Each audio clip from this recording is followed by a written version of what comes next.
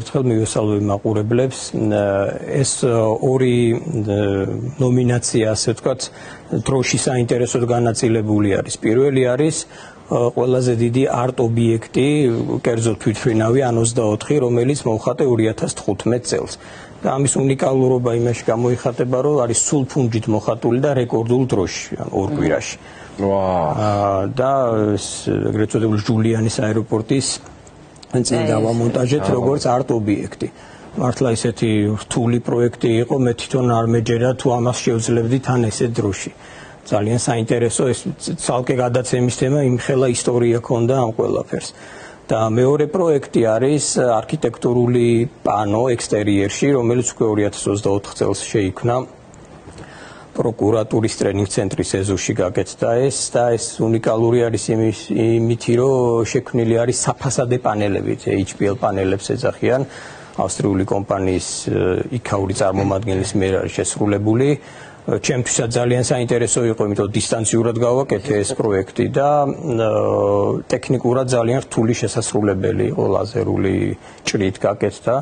და აი ჩართულობა მთელი გუნდის ამ პროექტის გაკეთების დროს იმხელა იმპულსს მაძლევდა, რომ ანუ პირდაპირ გრძნობ, რომ ეს ადამიანები მიუხედავად ომისა არიან ძალიან მოწადინებული და ჩვეულებრივად ცხოვრობენ. აი კეთა თქვა, რომ ომის მერე გააგრძელებენ კიდე უკეთესად ალბათ, მაგრამ აი მე 20 წელზე მეტია უკრაინაში სხვადასხვა პროექტებს ვახორციელებ და მინდა ვთქვა, რომ ომის დროს ყველაფრის აღქმა აქვთ უფრო მძაფრი და ძალიან მადლიერები არის.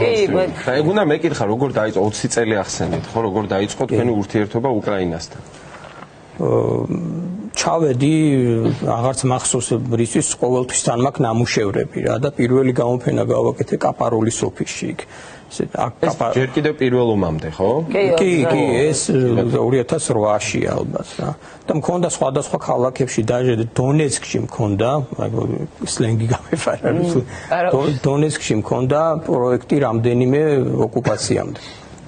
და საუბრები მქონდა ისეთ საინტერესო, რომ ვეუბნებოდი, რომ ეს ყველაფერი იქნება რაღაცნაირად არეჯერად თვითონ.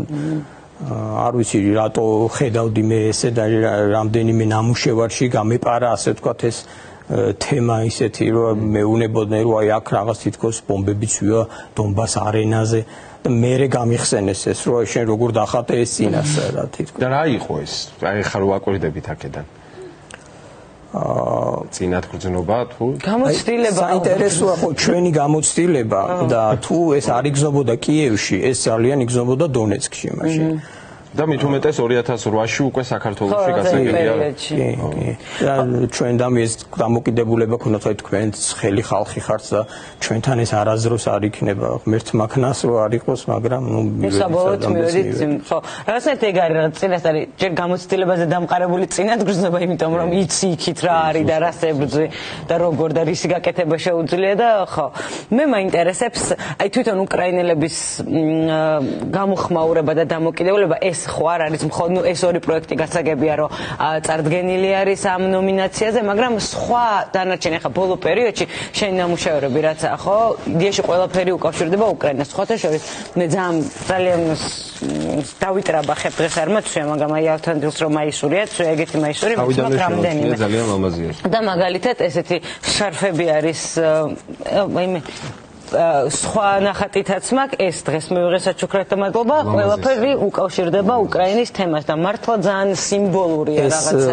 ზოგადად მე ვარ ეგეთი მხატვარი, რომ რაზეც ვფიქრობ, ის მეხატება ასე ვთქვათ. ძალიან ლამაზია. მადლობა. აი ეს სერია, რომელიც შემაისურზეც არის ერთ-ერთი პირველი სერია, რომელიც ომის დაწყების პარალელურად რაღაცა ციკლია, ხო? რა ბოლოს იქ ესე დაარქვეს, რამდენიმე გამოფენა მქონდა და თვითონ შეარქვეს ესე უკრაინონ my mind ესე დაარქვეს ამ სერიას. უბრალოდ ეს ფერები იმდენად დომინირებდა, ჩემთვის ძალიან მნიშვნელოვანი იყო, რომ ეს მენახვებინა, ასე ვთქვათ.